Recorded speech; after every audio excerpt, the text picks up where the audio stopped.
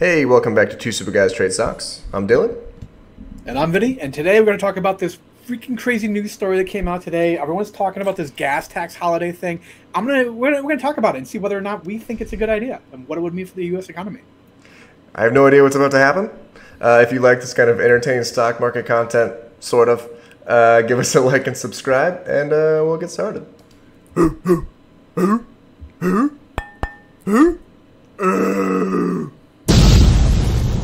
Two Super Guys Trade Stocks. All right. All right. So this is the headline you're seeing, right? Biden calls on Congress to pass a federal gas tax holiday. Basically, he's calling for the Congress to allow the gas tax to be suspended for the next 3 months. All right? Okay. That would ultimately result in 18 cents per gallon for gasoline and 24 cents per gallon for diesel. That would result in about a $10 billion or so, tax income loss for the U.S. government.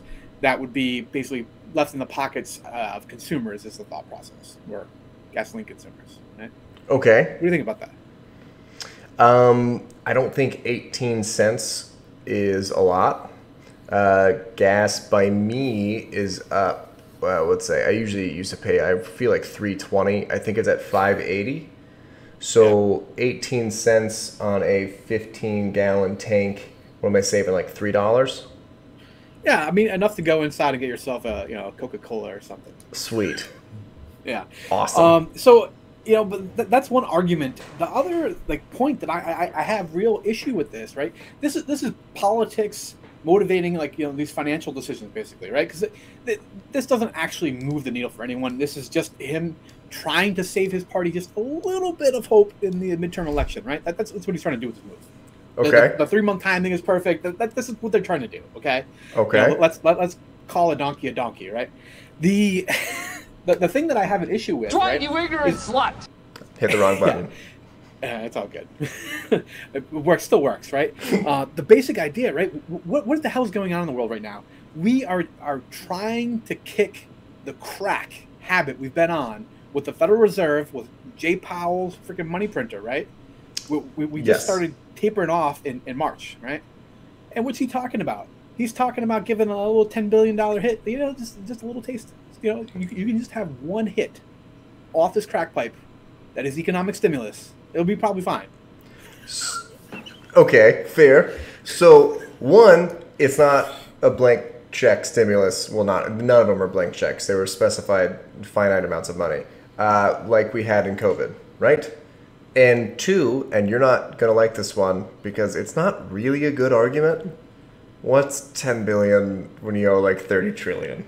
So yeah, 10 billion to the U.S. federal government is a rounding error. I completely understand that, but it's just that one hit that changes your life, man. Right? You've seen the movies or the ad campaign when you were in middle school. Okay, fair.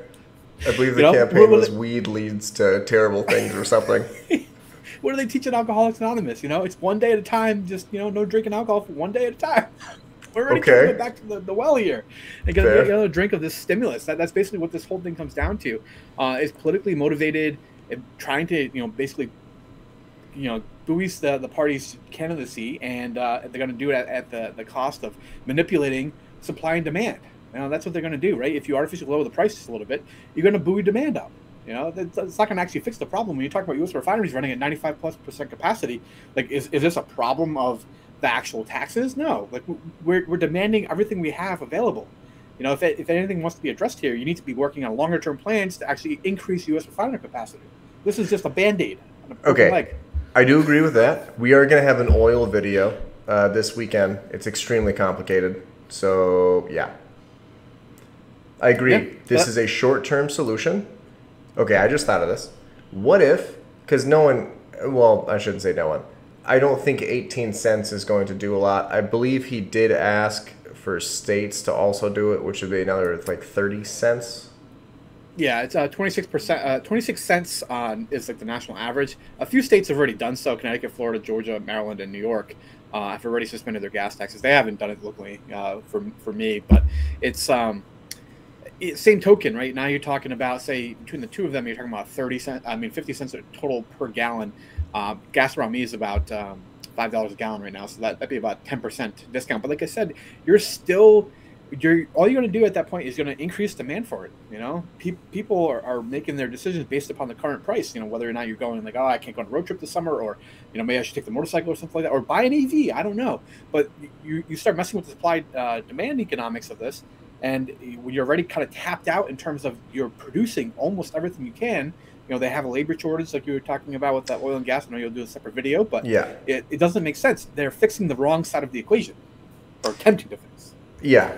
So what if they split the difference? And I literally just thought of this, so this may be stupid. But instead of doing this for everyone, you just did it, which, by the way, would barely help.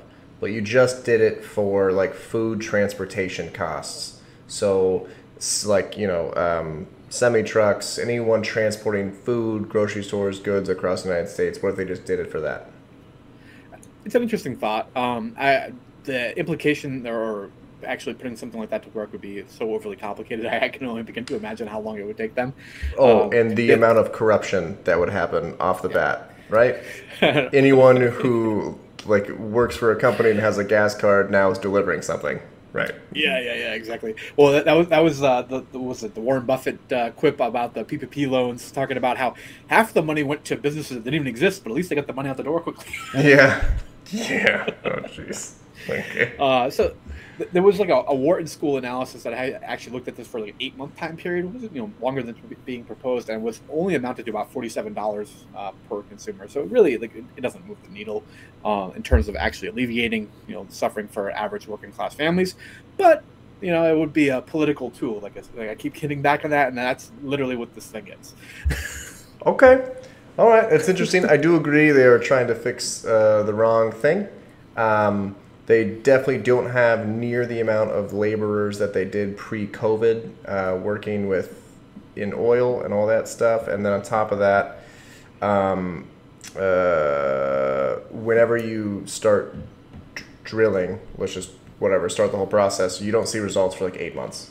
So yeah, I forget. I don't know if it was Janet Yellen talked about the fact that, like, you know, restarting the Keystone Pipeline is not on the table, that we're committed to our long-term kind of green energy agenda, you know, despite hell and high water of $5 plus gallon national gas prices. We don't care, basically, is what her actual tone was. And that was comments delivered today, or yesterday, I would say. Nice. Yeah. All right. So, just trying to get a little PR stint. Perfect. Yeah, well, you got anything else? No, that's all I really wanted to say. All right. Let us know in the comments if how you feel about this, and if you think Biden is taking the correct action. And I'm gonna stay out of this. All right. I love it. Sweet. No! God, please, no! And no! that's how we're all feeling right now. Oh. No!